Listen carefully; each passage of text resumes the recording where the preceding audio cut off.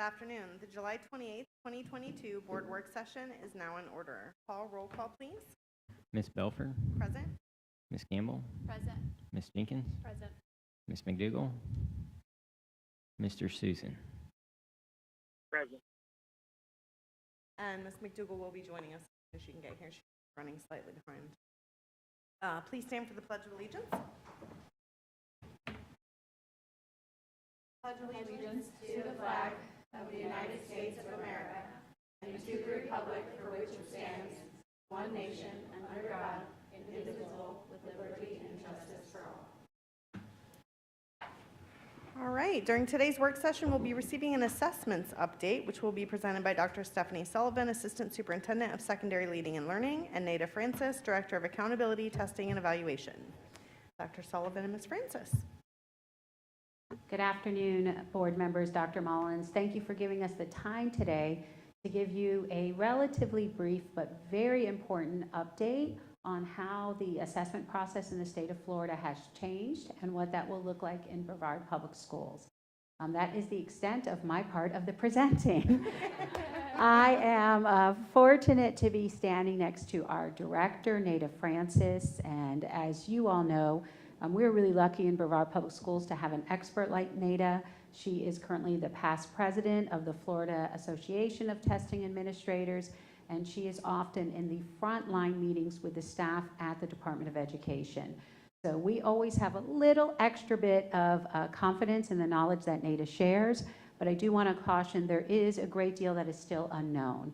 And so each and every day leading up to today, we keep double checking, is there anything else been codified? So you may have questions, and we will make sure we track those questions that we don't have an answer to yet. So as the DOE releases additional information, we'll follow up with you with relevant. So at this point, I'm going to turn it over to our true expert in assessment and accountability, Nada Francis. Good afternoon, members of the board. Dr. Mullins, again, thank you for the opportunity. I want to echo what Dr. Sullivan just said, and there is a lot of unknown. So the new assessment is called the Florida Assessment for Student Thinking.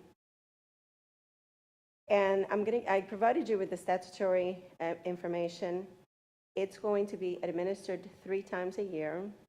The window, you'll notice that the first line is the window for the 3 p.m., 1 p.m., 2 p.m. And PM 3, they're calling it FAST. So it's progress monitoring is what PM stands for. And the entire window is 8/15 to September 30th. However, for the younger students, we have to administer it within the first 30 days.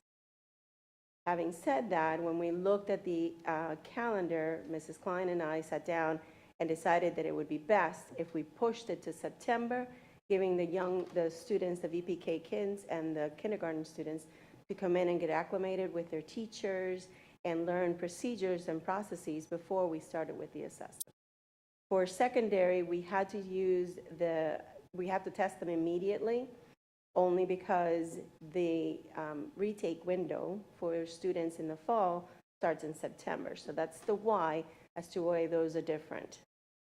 The January, in the second window, the PM2 window, we're doing everyone in January, and the reason for that is we have the holidays in November, holidays in December, retakes again for the high schools in November, and so we decided that it would be best to do it in January. And then, of course, PM3 is in the month of May to June 2nd. And ours ends on the 26th because, of course, that's the last day the students are here with us. So I started this PowerPoint with thinking of what are the things that we don't know. We don't know the length of how many questions it's going to be. We don't know the timing, although there are rumors out there that it's 30 minutes, 40 minutes, a class period. I have no certain time to be able to provide you with that information today. Writing, we are unsure how writing will count for school grade in 2024 and how PM 1, 2, and 3 will be reporting. Those are the things that I can give you some insight into throughout the PowerPoint, but those are things that we do not know to be 100% certain. So the VPK2 administration, the VPK and kindergarten is based on the Florida Early Learning and Development Standards. And grades 1 and 2 is based on the best standard. The test will be administered in one session, and the state is recommending that we do one subject in one day. We have made a decision that it's in the best interest of the children to continue what we've done in the past, that children only take one subject in one day. VPK2 students will need to take, are required to use headphones. Those are the only ones that will need the headphones, and it is for the math section that they will need those headphones. 3 through 10 are for ELA, and grades 3 through 8 will take the math assessment, and again, it's aligned to the best standards. The assessment is computer adaptive. So because it is computer adaptive, the questions will get progressively more difficult or easier. So let's say that a student is answering all the high questions, it'll continue on that trend. If they answer 3 incorrect questions, then it'll bump them down to the next level until they finally level out. The one thing that is really, really important in the slide is what is in red. Come PM1, the students would be administered the test that has the blueprints for the full grade level. What does that mean? That means that they will be exposed to all the standards in PM1. So the expectation is that they're not going to perform well. We're not expecting the students to, if they level it out, they get a level 3 or anything like that. It is just for information purposes. So it's very important that the parents, and when I did the training with the principals, that's one of the things that I requested, is that the parents are aware, that the students are aware that it's just for information. So yes, you're going to be exposed to all the standards, but it's not punitive. It is just for information. PM1 and 2 are for information purposes only. If they provide us with the information, the data that the state is saying we're going to be able to get, it'll be a great tool, because the teachers will then be able to utilize what they've gleaned from PM1 to then change the outcome for PM2, and then finally change the outcome for PM3 when it works. Remember that this is a standard setting year, and so when it's a standard setting year, everything that is done, the state will tweak, and then they will analyze all of the data before they provide us with scale scores or anything. However, the state has said, as of yesterday, that they will provide us with a scale score and a level. What the request was, that not only do we get the scale score and a level, we would like some other information that can be utilized to provide teachers with so that they can guide their students, such as the strand information would be ideal. The standard would be perfect. However, they're working on that. So whether it'll come to fruition or not, but I'm hoping that it will. Writing, as the state calls it, has been decoupled from the reading. So the writing will no longer be part of the reading. So the reading will be a standalone test, and the writing will be a standalone test. It used to be like that years ago. Now, the biggest questions are, how is it going to count for school grade in 2024? That all has to be legislated, so we're not sure. What I can talk to is what used to happen when we had writing before, that writing counted for 100 points. So for a junior, senior high school, that it's 1,100 points, it would be 1,200 points because it has one additional component. For 22-23, the writing will be administered as a field test, and the state will choose the schools that will field test, not only from Brevard, but from all over the other districts also. And we never get a score when it's a field test. 3 through 10 will be administered in one day. Again, PM1 and PM2 is for informational purposes only. PM3 is the one that's summative. PM3 will be the one that will be utilized in 23-24 when we go back to the accountability system. Next year, we will not have a school grade. When they do provide us the information with the school grade, it'll just be for informational purposes, and typically we get it November, December timeline. And it will not have learning gains because we don't have 2 years worth of data. So in 24-25, we should have all of the cut scores will be set, and we will have a real school grade. Again, this talks about being computer adaptive. Remote testing, the reason that I wanted to add it to the slides, VPK 1, 2 cannot do the remote testing, but remote testing is great for our hospital homebound students. Brevard Virtual, I'm doing a special training with their testing coordinator because they're going to offer it for PM 1 and 2 so that the kids can stay at home and take the test. There's a letter that has to go home. The parents must sign because they have to have the computer on, so they have to sign the letter. I have it written. I need to send it to Dr. Sullivan and Mrs. Klein for approval, but it's a good thing for the hospital homebound kids. That way we don't have to worry about sending somebody to the home and exposing the children. Science has not changed. So science, grade 5, will be a 2-day test, paper-based. Grade 8 is just 1 day, but it's still paper-based. And the EOC and retake administration still remain the same. And they're still developing all of the procedures for the remote testing. And I've sat through a webinar yesterday, and they made it seem very simple, but when I looked at what they sent us it wasn't exactly what I was anticipating. So there's an infrastructure that needs to be done at home. There's a lot of things that we will have to work with the parents for this remote testing. So this just talks about the FAST assessment is definitely going to be shorter. And how much shorter, we have no idea. We know that it is going to be administered in 1 day, which is great news. The rumors are there's somewhere between 36 and 40 questions, and that the questions will come up and it'll time out. That's what I heard yesterday, but it's not in writing. That's why it's not in your PowerPoint. Until I get it in writing, I don't like to put it in PowerPoint. The last bullet talks about students, and we've done this in Brevard, but the state wanted to emphasize this, so I thought I needed to share it with you.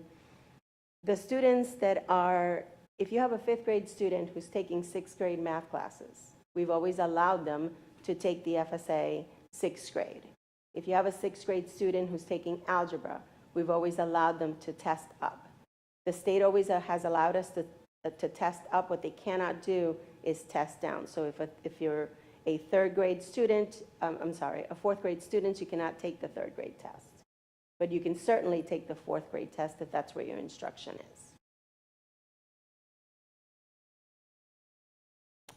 So this talks about the FSA, ELA, and Algebra retake. Notice how it says fall and spring. And that's all the information I have. I'm not even going to attempt to know the why as to why it's not being offered in the summer. What I think, I can tell you what I think, and what I think is that the new algebra that's aligned to the best standards will replace the old algebra retake. But until we see it in writing, I'm not going to put it. That's what we know to be true today, is that FSA ELA will be administered in the fall, and the algebra retake. And that's for students who didn't meet the graduation requirement and have taken the ELA several times, and they will sit for the test again in the fall. And algebra, the same thing holds true. If they didn't pass the algebra requirement, they will take the assessment. Starting in the winter, algebra and geometry will be aligned to the best standards. So of course, as you'll see it says winter, spring, and summer, making me guess that the best algebra will replace the algebra retake. And the nomenclature is a little bit unclear. They're calling it FAST, they call them EOCs, they call them best EOCs. So I've referred to all of the names that I've heard. I'm hoping that the nomenclature will be closer aligned when I go to the August meeting. Biology, civics, and U.S. history will continue to be administered in the fall, spring, and summer.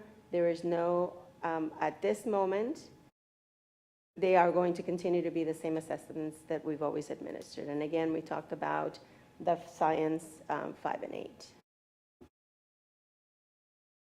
Sample test materials will be available online, and the Department of Education is releasing some items that I've sent out to the to the directors so that they can disperse the information to the resource teachers, so then the resource teachers can start working with our teachers.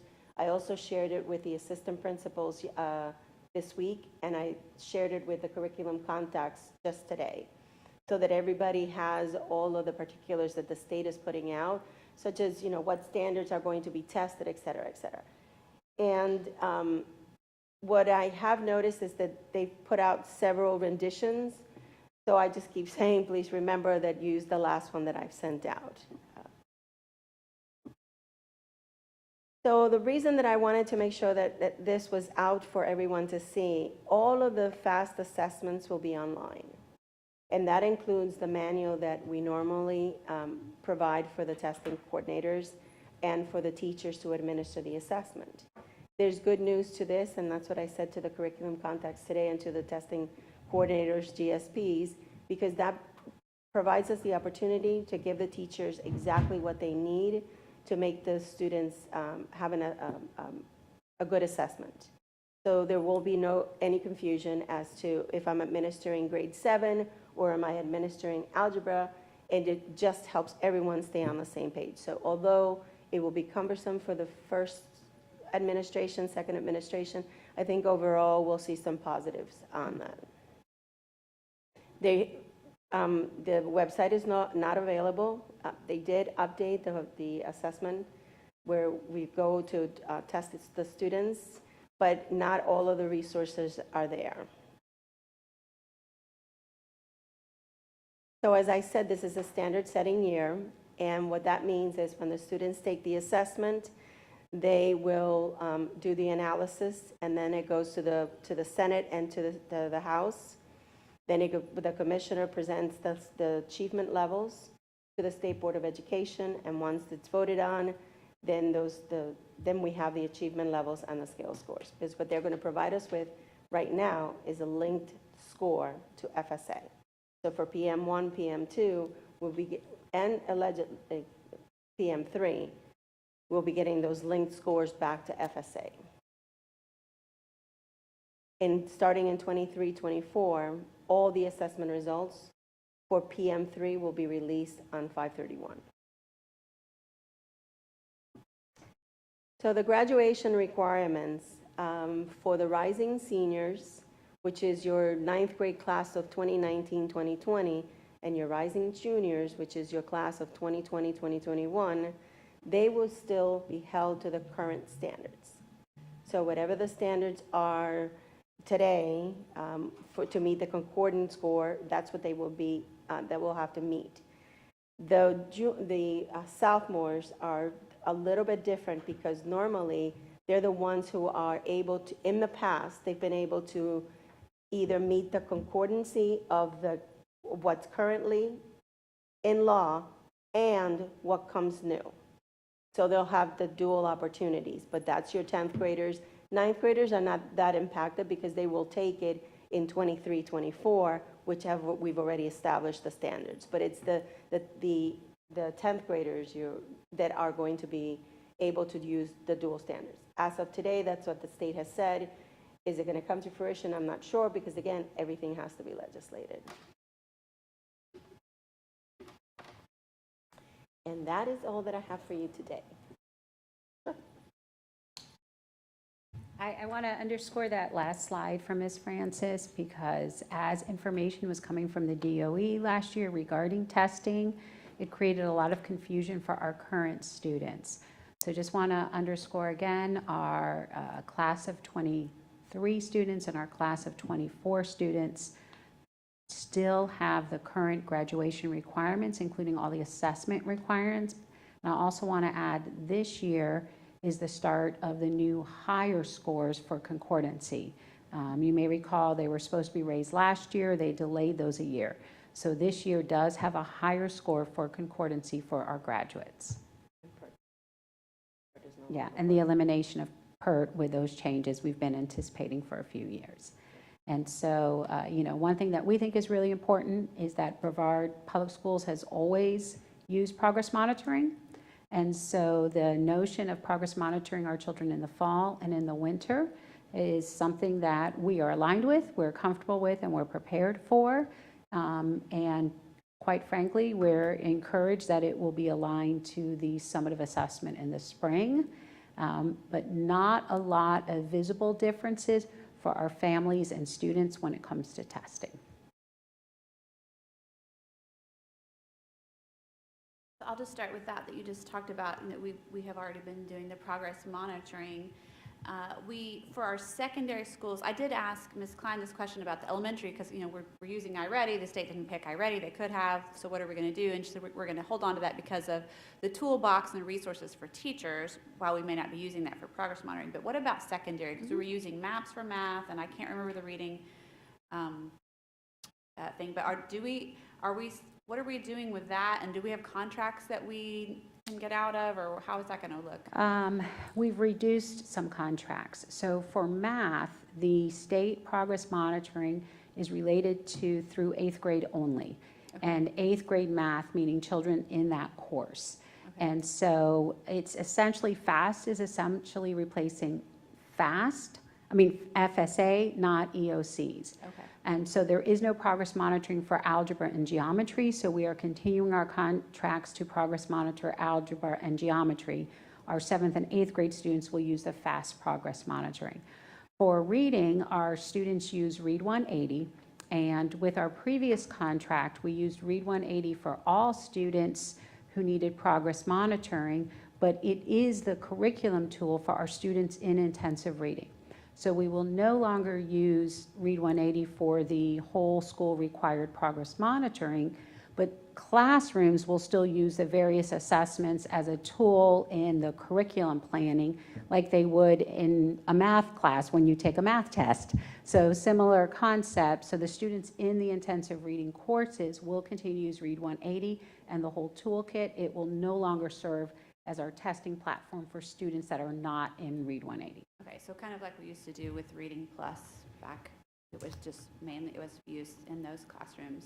Correct. Read 180 is a more complete curriculum package than we've used before, though.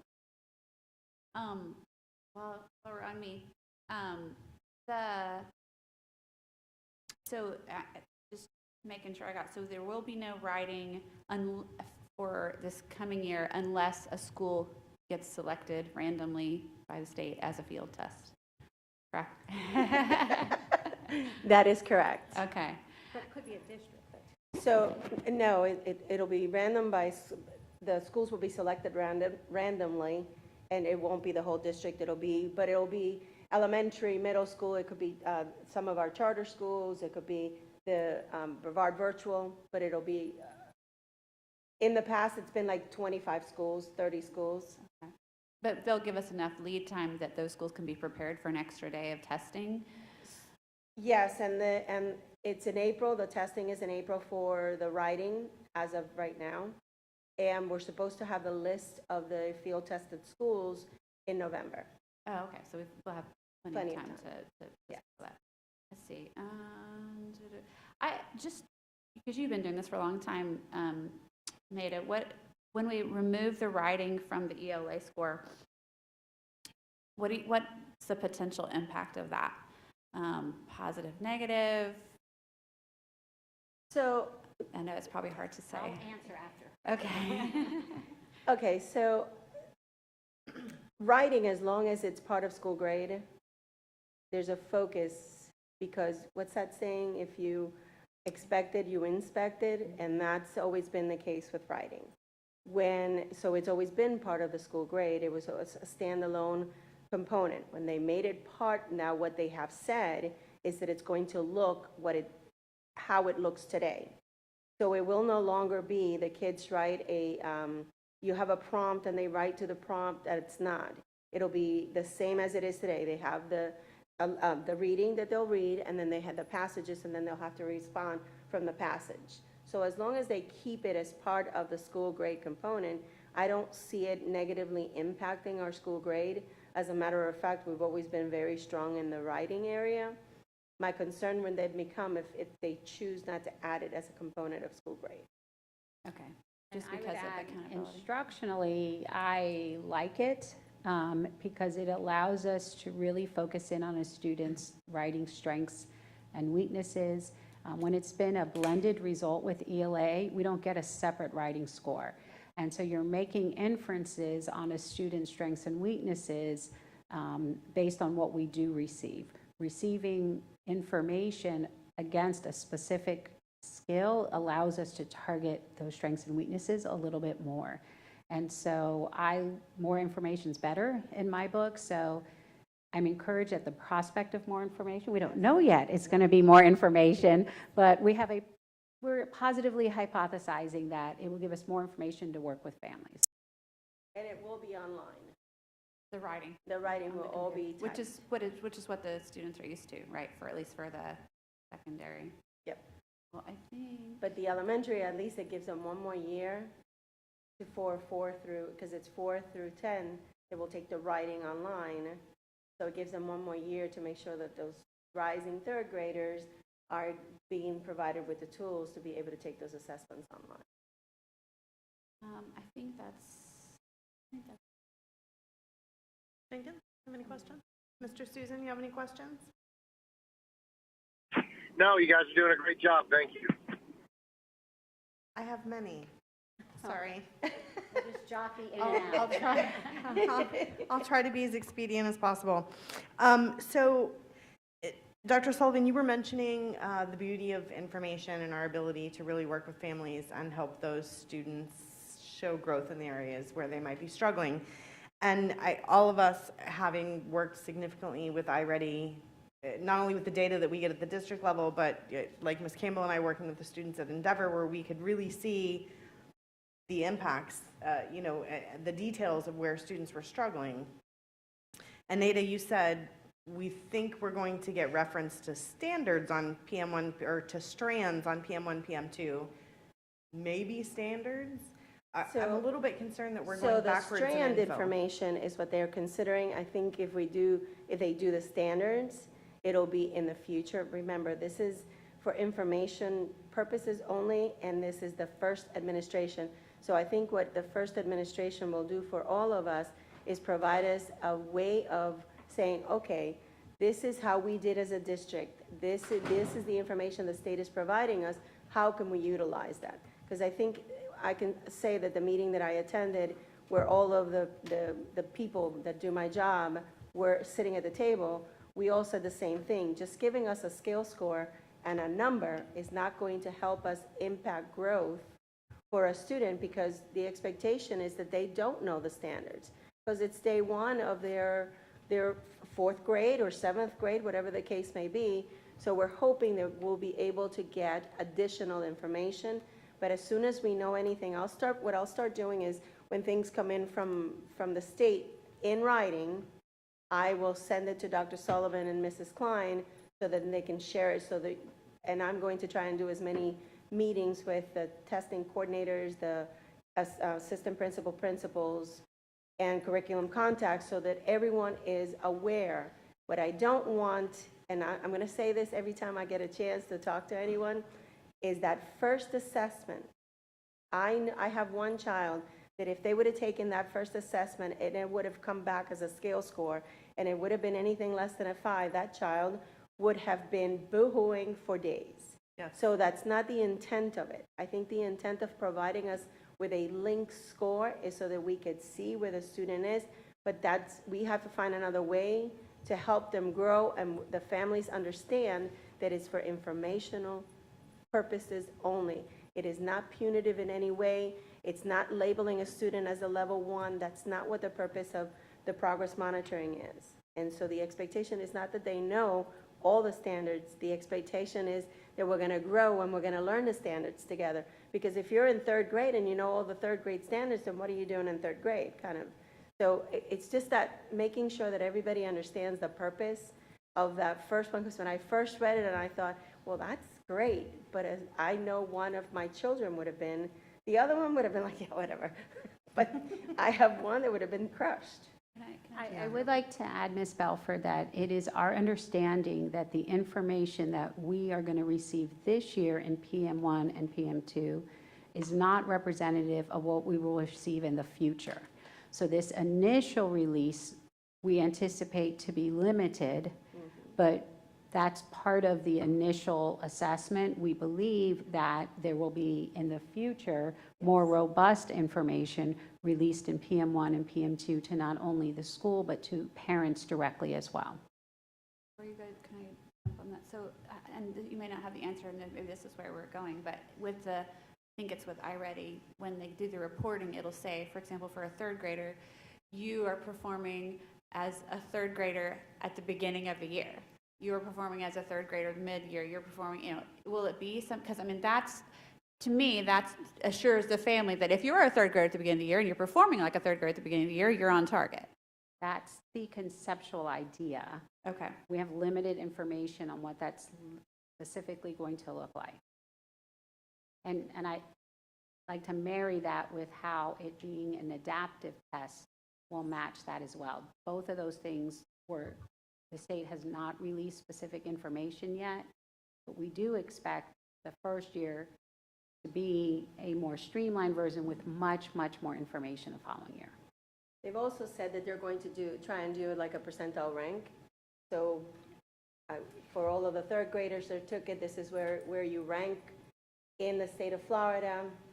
That would be helpful, but there's a lot of, this is what we're thinking.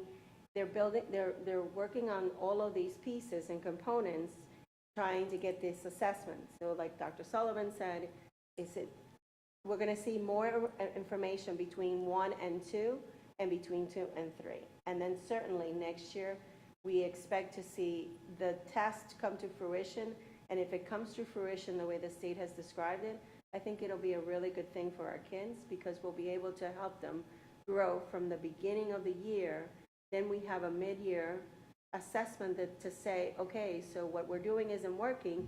What do we do to get you on grade level by the end of the year? I would like to add something that I believe the state heard us as Brevard Public Schools directly.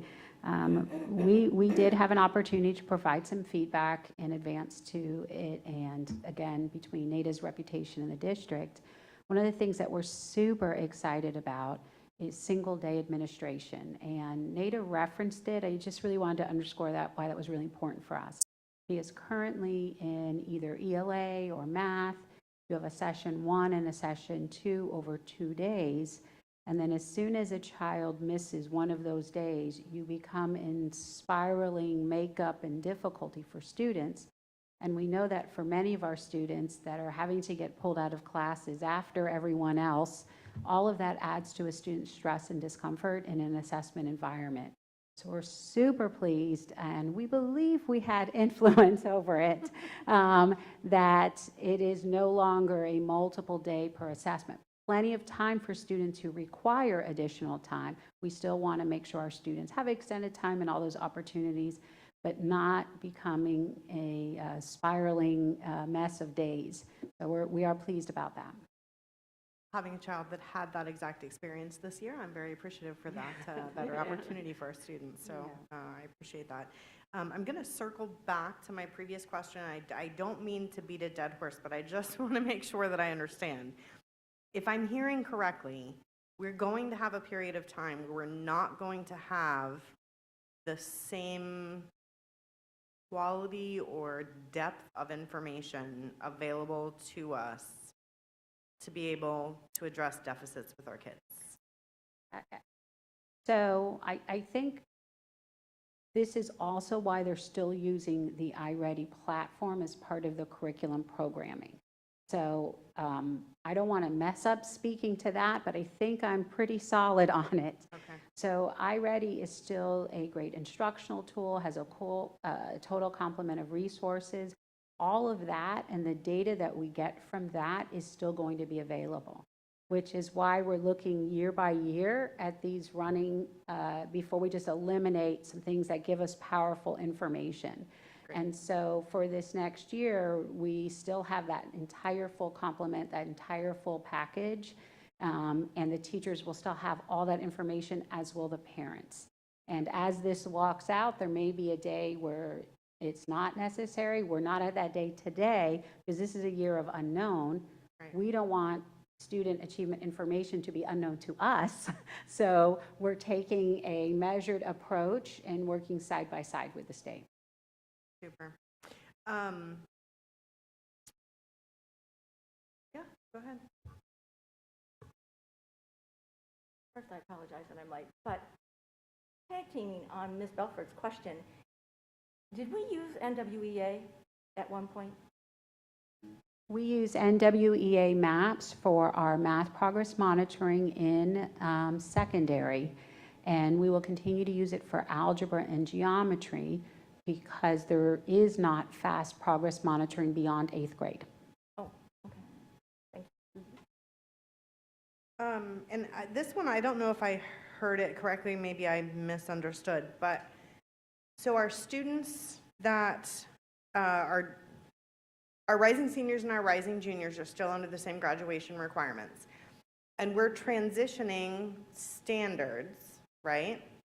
So are those students, say they took algebra in 7th grade, but haven't passed the EOC, are they taking an EOC based on the standards that they were taught, or are they going to be taking an EOC based on BES, or is there a difference?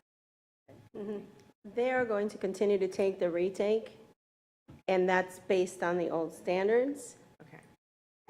And so the question then becomes, they could also use the concordance score for PSAT or SAT.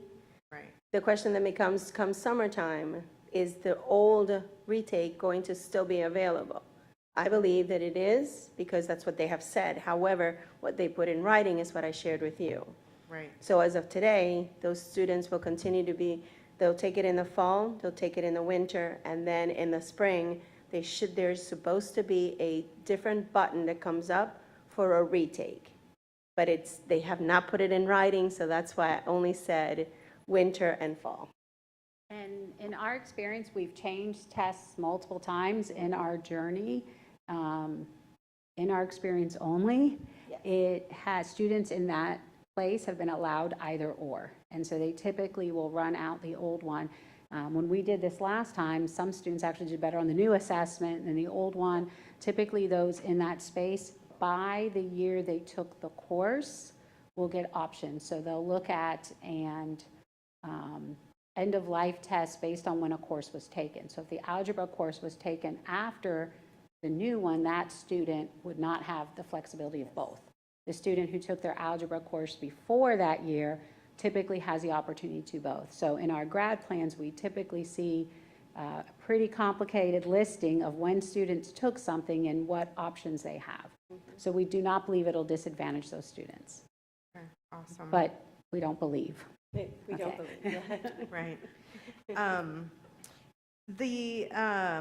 One of the things that you said was that PM1 and PM2 are for information only. Only. Does PM3 count towards student grades?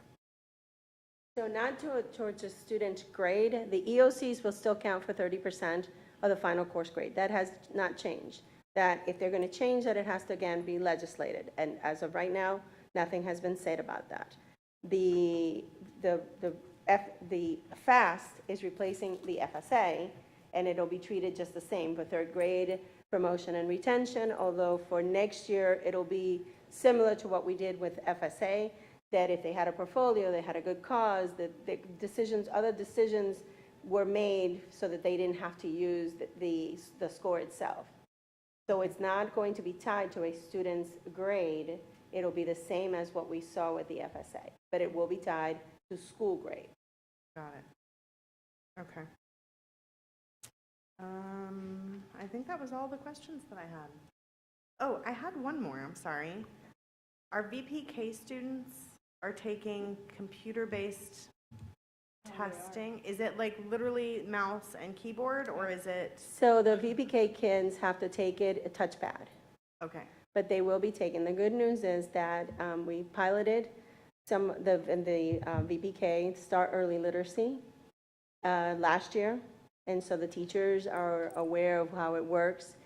And the students seem to do well. I don't have the numbers of how well they did, but from what I've heard from Marilyn Chappie, who's the director over elementary, the early learning, she and I have had several conversations about the VPK and the piloting, but they do have to take it as a touchpad. And they will not be taking math, it's just the reading, the ELA. and is that just VPK that's doing touchpad? Just VPK. So are we, and this might be more of a Russell Cheatham question than a Nada question, I don't know, feel free to punt if you need to, Nada. Resource-wise, are we set up to be able to handle the new structure of testing and everyone testing? Do we have enough touchpads? Do we? I'm going to allow Russ an opportunity to come up. I do want to emphasize that we are so fortunate that our educational technology department works hand in hand on every one of these decisions, and I'm going to let him speak more specifically. Good afternoon. The information we have is that the testing takes place in smaller groups, so we believe that we have them covered with the iPads that we have available. There were some deliveries, I believe, of Chromebooks that were going to be used to help, but I don't know that those are touchscreens, so I don't know how much help those will be, but we do have some iPad equipment. We've been piloting some programs as well that should have us in good shape to do these tests. And so our current, if VPK is the only one that's doing the touchpads, our current kindergartners, first graders, second graders, they're all utilizing regular either laptop or desktop computers currently in their classroom? Correct. We have a couple of programs. There's some existing iPads out there, and there's some other, some of our one-to-one initiatives that we've been doing that has a lot of iPads associated with it for the lower grade levels. So we're going to be able to utilize that equipment for those students. Okay. So and this is back to Nada, I guess, our kindergarten, thank you, Russell. Our kindergarten, first, second graders, they can do touchpad or laptop? They should be able to do either or. Okay. And do we know, this is random, but do we know if it's kind of currently built into their experience to get them comfortable with that? So normally when we did flickers for kindergarten students, that was part of what we needed to do with them, was teach them how to use the mouse, because they had to use the mouse to take the assessment. So kindergarten I'm not too worried about, because kindergarten students and so those are your first graders currently. Those kindergarten students took the assessment last year for flickers. So flickers used to be the Start Early Literacy, but flickers has sunsetted, and now the students will take the Start Early Literacy for K1-2. And so second grade students are the ones that have not been exposed both 2 years ago when they took flickers. And so they're going to have, the teachers are going to have to work with them. That's one of the other reasons that we decided to push the test to almost a 30-day window, so that the students had the opportunity to get acclimated with whether they're using a mouse, what am I using a touchpad? And there are going to be some practice assessments. They're not available yet. That's what we've been told, that there will be some practice assessments that the students can do so that they become familiar not with the test questions, but the manner in which the test questions are being asked and how they're expected to respond. iReady, though, I mean, the students have been using iReady, which requires a mouse. Right. So, I mean, they're at least familiar with using the computer in that Yes. way, I guess, because all of our rising first graders enough would have, Right. will continue to use Yes. iReady on a regular basis. And I would say that's an additional benefit of the progress monitoring being tied into the summative assessment. Because there's a lot of actual complexities with our older kids in the way the calculators work, the formulas work, the data works, and them having that kind of exact similar practice in progress monitoring we think is going to be really useful. Can I jump in on that? it might be crazy, but I feel like I have this vivid memory of us going across the street to our county commission asking for resources for one-to-one for our Retake kiddos, and they had a really hard time understanding that concept. So they might want to be talking to some of our state legislators who have made these decisions.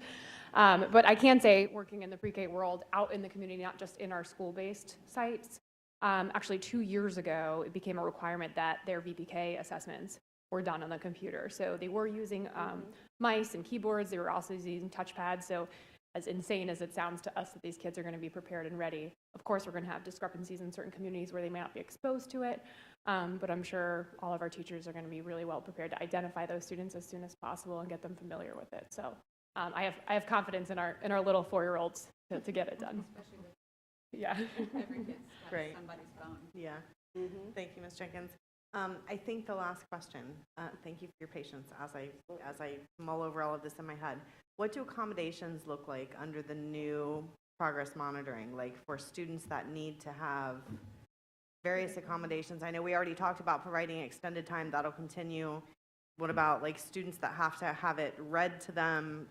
Does any of that change? So I'll start with the good news. The good news is that verbatim, which is when the test is read to the students, it will be now read by the computer again. So we have the ability to work with the students and have the practice so they hear the voice and can determine, do we need to slow it down for them? Do we need to make it faster? And it takes out the human error of somebody reading the entire passage to them and now us having to invalidate the assessment, which is never a good thing. The problem is with the paper-based assessments. Paper-based assessments will not be available for PM1 and PM2. They will be available for PM3. Again, they're building all of the assessments, and so that's one of those that they said we're not going to have available. The children will have the opportunity to either take it on the computer. They're going to provide us with an alternate assessment that we could be used. The question I asked is, okay, so you're going to give us an alternate assessment, but are you going to provide us with the alternate assessment, or is the district expected to pay for the alternate assessment? We don't have the alternate assessment yet, nor do we have the names of them. We're supposed to get them sometime next week.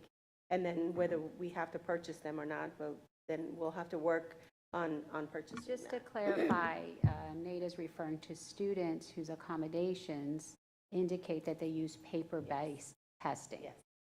Yes. The paper-based accommodations. Everything else, it's going to be available online. Masking, the highlighting is typically for all, so it'll be a good thing because the teachers give the students the tools to be able to highlight, and when they take the paper-based testing, unless they have highlighter as an accommodation, they can't use the highlighter, and it confuses the kids. The other thing is calculators are now, the math test for 6th, 7th, and 8th graders will be segmented. So segment 1 will have no calculators available. Segment 2 will allow the students to use the calculator. And that's for 6th, 7th, and 8th, and we've never allowed the 6th graders to use calculators, but the state is saying that they're going to be able to use them. They cannot use handheld calculators. They will have to use the pop-up calculator. Again, they'll have to start practicing with the pop-up calculators as soon as all of the tests are made available so that they know what it is. I have a little bit of in the weeds question, but since you kind of went down that route. So our students that have IEPs with accommodations for paper-based testing, and I'm also thinking like of our visually impaired students. If that paper isn't available and we do have to do an alternative assessment, are our teachers and our ESE teachers going to have to then amend some of these IEPs to put that on there? Or is that just something we can kind of get around? So I don't think for visually impaired, the font size, it's one of my favorite things about the computer-based testing. The kids have the ability to make the font size any size that they want. The large print is in an 18 font, and you can't make it any bigger than that. So we have some students that don't want it that big because the test for the large print is this big. So the students feel uncomfortable when they see this monstrosity in front of them. So I love the fact that in the computer-based testing, they can actually say, I want it at a font 18. And for students that have dyslexia, they can also put the different colors The colors, that that's help what I was them thinking see about. it. Okay. The kids that are colorblind will also be able to use a different font so that they can see it. So some of them can't see the red, some of them can't see the blue, whatever the case may be. You had asked me one other question regarding accommodations, and it was for the paper-based testing. I don't think we'll have to amend. I think we'll have to either, I'll ask the parents whether they want the student to take the assessment online to see how the students do because it's not punitive, or they can take the alternate assessment, whatever that is, when it comes from the state.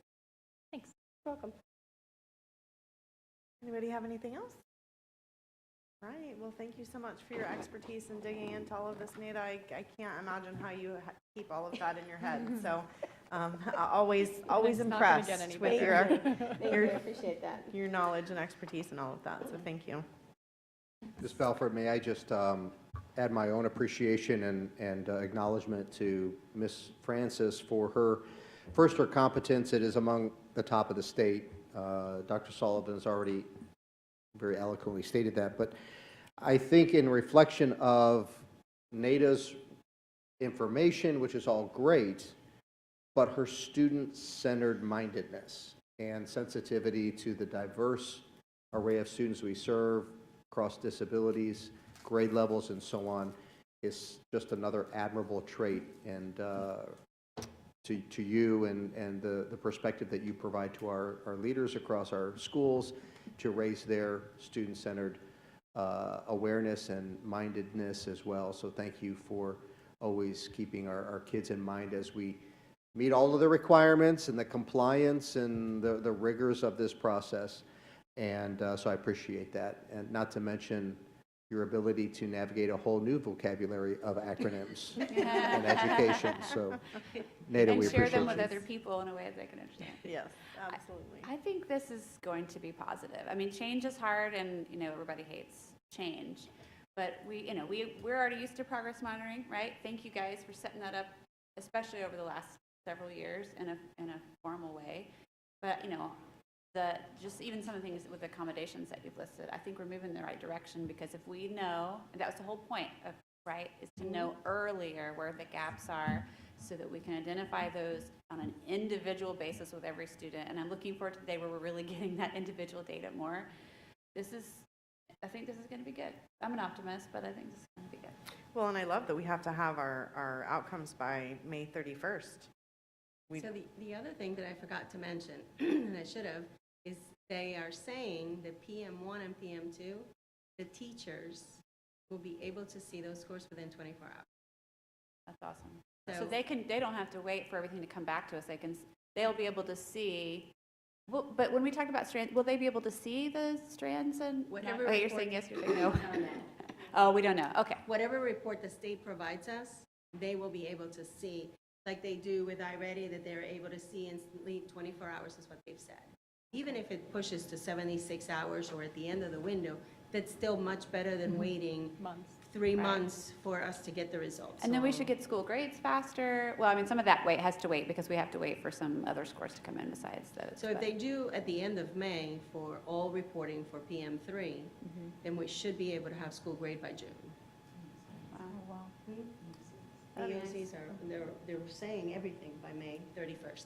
Oh, even EOC's coming in by May Even 31st. EOCs, that's what they have said. Okay, what time is it? You're going to go Well, we back to don't your have- email well, and be like- like, never mind. But like AP testing, I mean, some Everything things we adjusts don't at a control, though, like some of the Cambridge testing and the AP testing. Of course, the school grades come out before that. Okay. Okay, so all that goes on to the next year. So like this year's AP and Cambridge scores and CTEs, all that will affect, okay. I don't know that ever really, you probably told us that didn't really clue in with me until today. Sometimes I'm slow. Well, and it won't technically affect because we're not going to get school grades. Right. So, But It'll will be- it be like last year where we'll know what they are, but they're not officially posted? Or we don't know. What they have said is, no, we're not going to get anything next year. What we will get is, after they've done the standard setting, after they've done everything, and it goes to the board, then they will release, for information only, the school grade, but it will not have your learning gains. So it will be, when we went from FSA No, from FCAT 2 to FSA. That Just was be that raw, year. Here is how this district did, here's how this. Yep.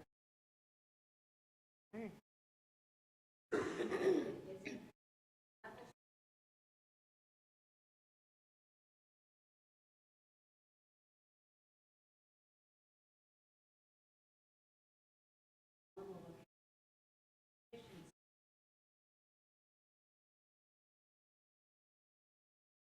Right. Anybody have anything else? All right. There being no further business, this meeting is now adjourned. Thank you. Thank you.